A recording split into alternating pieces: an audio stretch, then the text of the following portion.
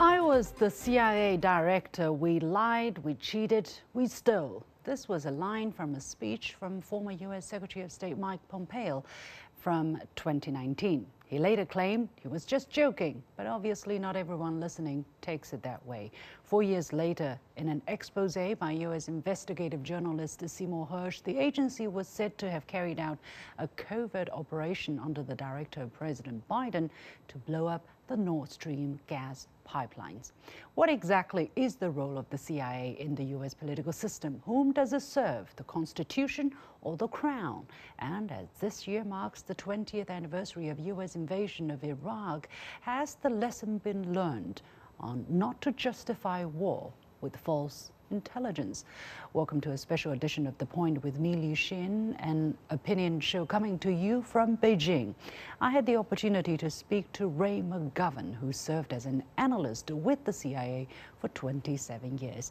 I started by asking him how the CIA misinterpreted information to serve the political needs of the White House.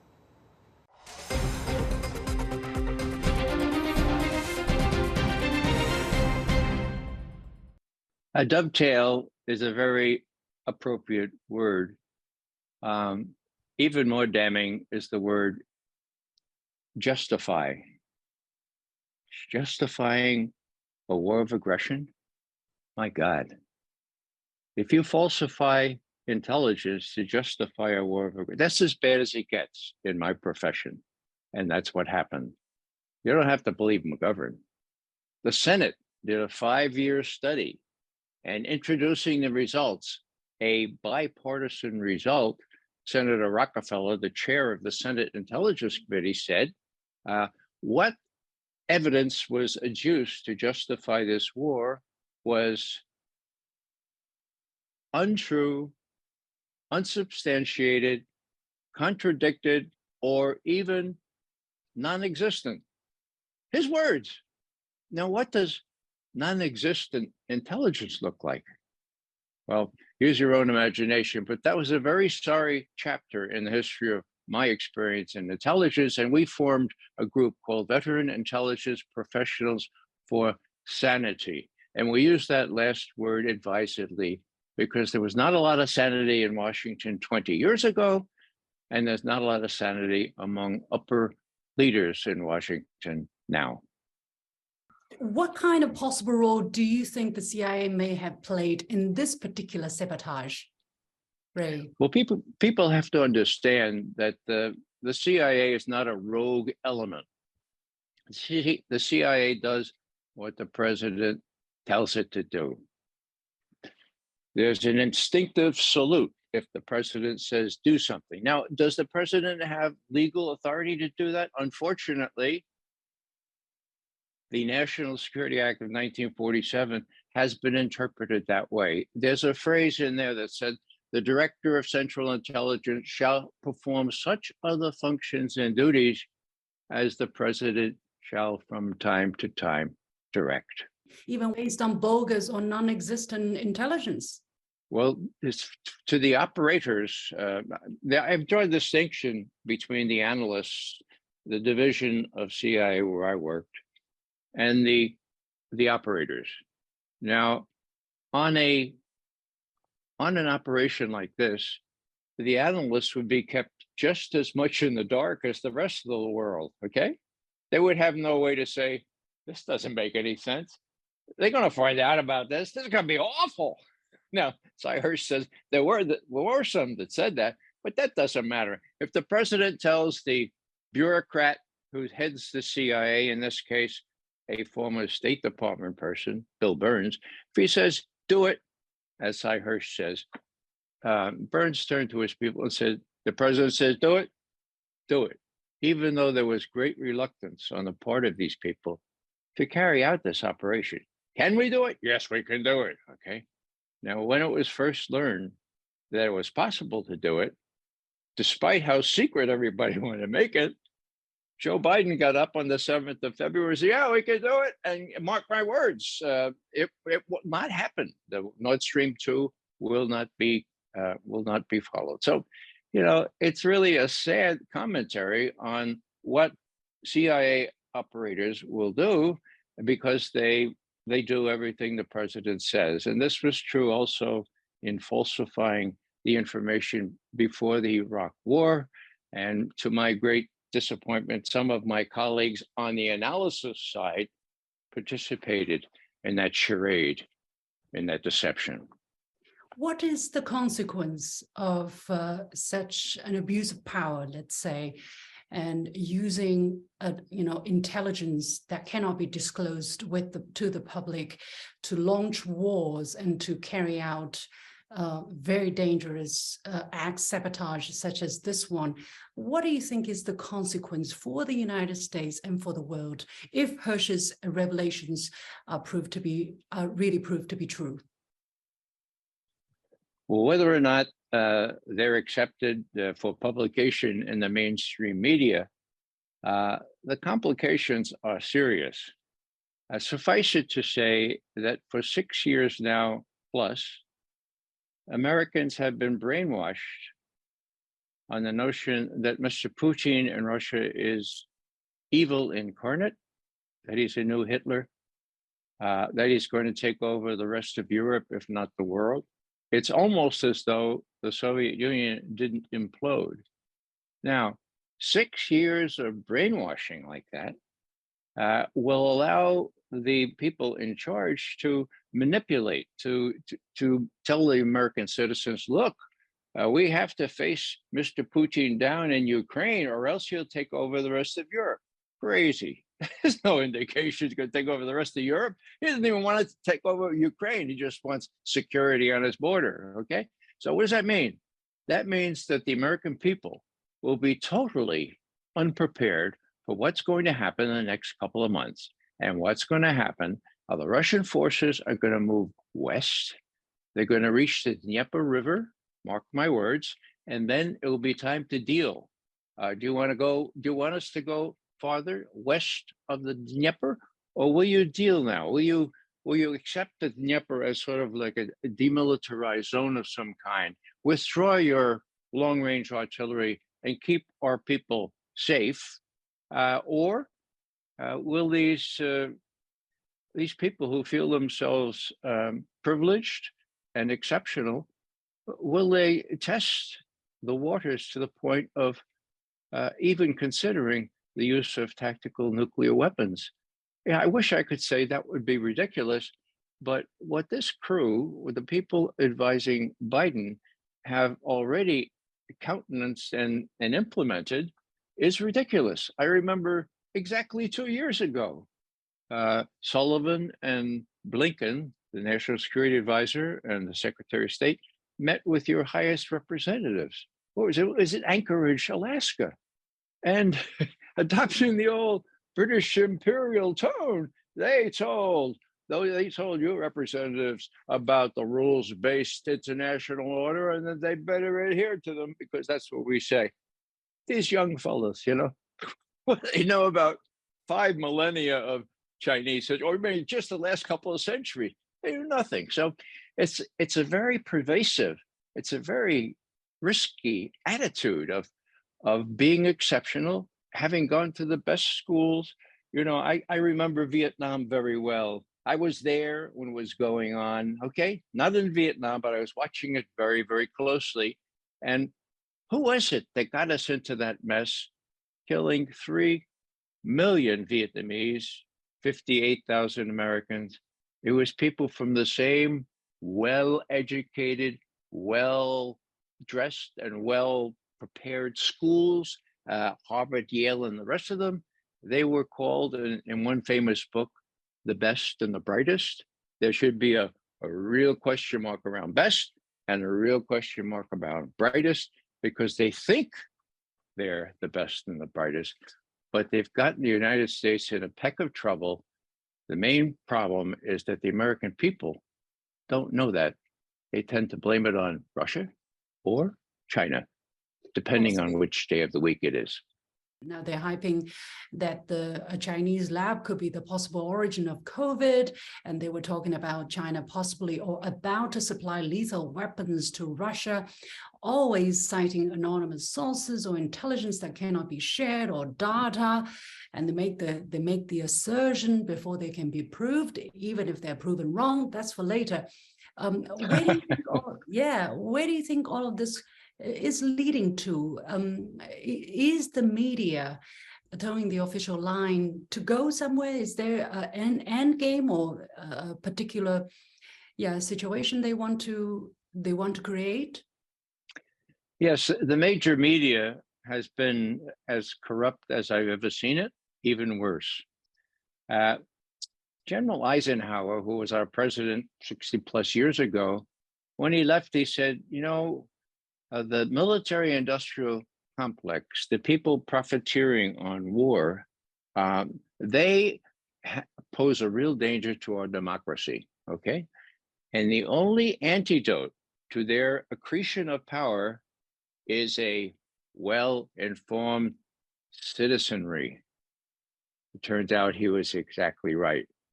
We don't have a well-informed citizenry now. It's really hard for people to believe that the United States would blow up a pipeline as an act of war, but I believe they did. It's hard for them to believe that they would manufacture evidence 20 years ago to justify, in quotes, a war of aggression. It's hard for them to believe that torture would be part of that. A war of aggression was spelled out at Nuremberg. It was spelled out as the supreme international crime, differing from other war crimes only insofar as it contains the accumulated evil of the whole. Accumulated evil, think torture. Think all the other things that went on, not only in Iraq, but in Afghanistan, Libya, Syria. So the American people are blissfully unaware of this. And that's the job that falls to people like me, who have a degree of credibility given our service and give us how closely we have watched Russia in my case, but we don't get into the major media. Well, let's talk about Iraq, because you mentioned a couple of times, and it's the 20th anniversary of the US invasion of Iraq approaching. The US also had the big banner of bringing freedom and democracy to Iraq and to the Middle East. Do you buy all of that? Do you think that they had a genuine interest to spreading democratic ideas to that country? Do you think 20 years later they have succeeded if they really tried? It was a bogus claim. Number one, it makes no sense to try to export democracy. I mean, people have their own ways of governing. People have their own ways of structuring their economy. So not only was it stupid from the start, but it was synthetic. It was manufactured. We needed some reason to have gone into Iraq after it was discovered that, oh my God, there were no weapons of mass destruction. Oh my God, there were no ties between Saddam Hussein and Al Qaeda. So why do we do this? Oh, we wanted to bring democracy to Iraq. Give me a break.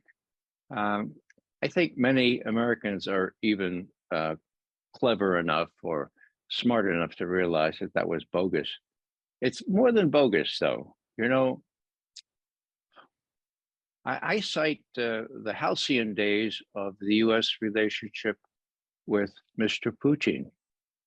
And that was 2013 when Barack Obama's advisors all told him he had to openly attack Syria because of some false flag attack.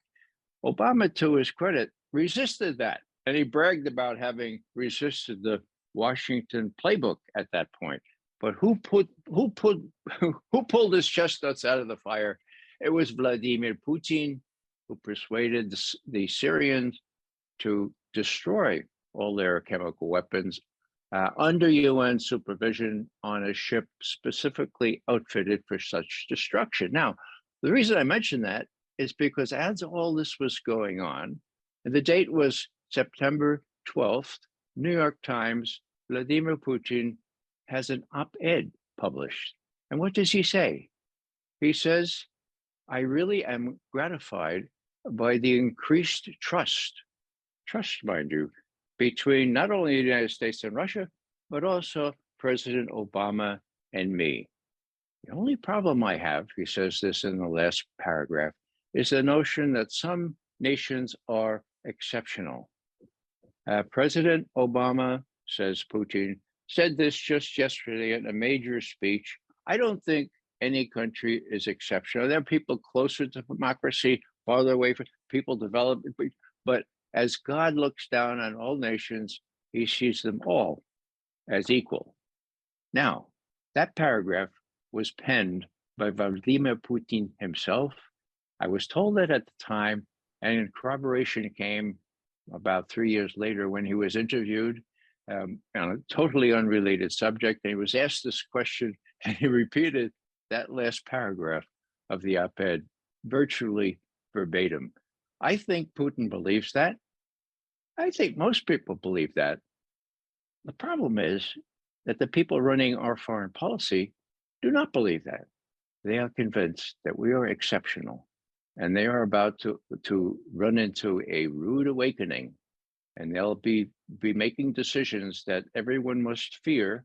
And so if I were in Mr. Xi's or Mr. Putin's shoes, I would be very, very alarmed. I would be very much on edge as to what these people might do. Last thing I'll say on that is that Mr. Putin was asked a question. It was October 27 at Valdai, the discussion club. He was asked about why the Americans are being obnoxious or taking on China at the same time as they're giving all kinds of weapons and facing down Russia in Ukraine. And what Mr. Putin said was this: it doesn't really make a lot of sense. There's no logic to it. I thought for a while that there was some subtle reasoning behind that, but I no longer think so. What I think is they're just crazy. The only thing that can account for this is overweening pride and a feeling of impunity.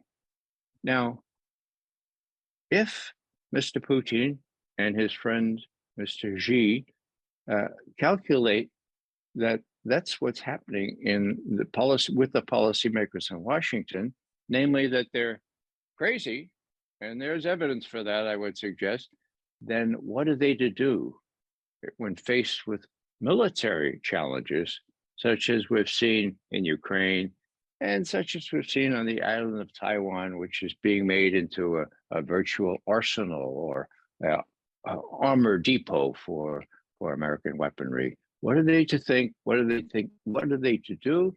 That's what bothers me. My job has always been to put myself in the shoes of the Kremlin leaders. If I were in Putin's leader, I would be very much on alert, very much on edge, particularly as his forces start winning in Ukraine. There must be a lot of pressure on people like you, Professor Sachs, and Mr. Hersh, aren't there? I mean, it's not easy. Well, we've lost a lot of friends, former colleagues, and even it's quite strange, Xin. People hate Donald Trump so much that they can't wrap their minds around the fact that he was correct in saying that blackening the Russians makes no good sense. And saying that put him into a limbo in the media where anyone who says you can deal with the Russians, oh, Russians are bad, Russian. Well, the Russians aren't bad. Nobody's really bad. Human beings are basically good, in my view.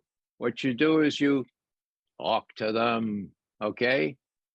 And that's scary because we're not talking to them. Lavrov, Blinken, I mean, that's a fool's errand for them to talk. When the balloon literally went up, there was scant communication between, well, the story is that when our defense secretary called his opposite number in China, he couldn't get through. Well, I can understand that the Chinese did not consider this to be a military issue, and said, "No, it's the wrong person to call. Have Blinken call. Have somebody else call." But the scary thing is that the communication is really absent. Yeah. And we have the chairman of the Joint Chiefs of Staff, for God's sake, General Milley. What did he do when he was so afraid that President Trump might hit out after China? He called up Chinese defense minister and said, "No, don't worry, I'm here. Don't worry, nothing's going to get out of hand." Huh? You don't really do that. The point is, Milley, where's the call this time? Did Milley call this time? Well, Milley didn't. Austin tried and didn't get through. So the lack of communication is something unique. Trust has disappeared, and with good reason. Lots of lies have been told. And I'm afraid that Mr. Putin has come to the realization that it's a fool's errand to keep trying to call these people partners, try to get along with people in the West, where Russia's natural instincts really lie or have lain. And he's just turned east, and he has his best friend, described as best friend by Xi Jinping. And it's not a matter just of friendship. It's a matter of coincidence in aim and the feeling of both being under attack by the same hegemon. Last thing I'll say on that is that, I was around when there was a triangular relationship, Russia, China, and the US. Yeah. And there was equal sort of, an equilateral triangle, if you will. Now it's isosceles. You've got China and Russia, and the US on the short end of the stick, mind you. I mean, really. And so one has to listen to what Putin said. This is crazy. Do you find the Americans being kind of hysterical now? There's a great sense of insecurity when it comes to China, because everything that's come out of China, they jump, is a threat to their national security. Even a balloon, they use the missile and fighter jets to get down that. Yeah, well, it's as I say, if it's a matter of which day of the week it is, whether China is subjected to that kind of treatment or Russia. They're both demonized, and with very little persuasive evidence. For me personally, I like to take the attitude of, well, can't we just get along? I think that's the American way of saying, hey, how about a win-win situation? Why does one always have to win but the other lose? So I see common sense in the Chinese approach, and a lack of common sense. Something is mentally awry with the United States approach, and it comes out of this feeling of exceptionalism. I think that Mr. Putin was quite right in taking that opportunity to write that down. And I'm told that he did write that down personally. The last paragraph of that op-ed. Yeah. New York Times, September 12th, 2013. Now, just as a codicil there, what happened?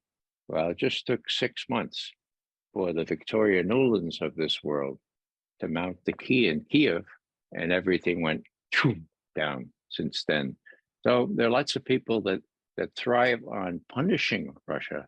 The only problem is that Russia's economy and Russia's friends now, China, India, and others, really are more working together than ever before.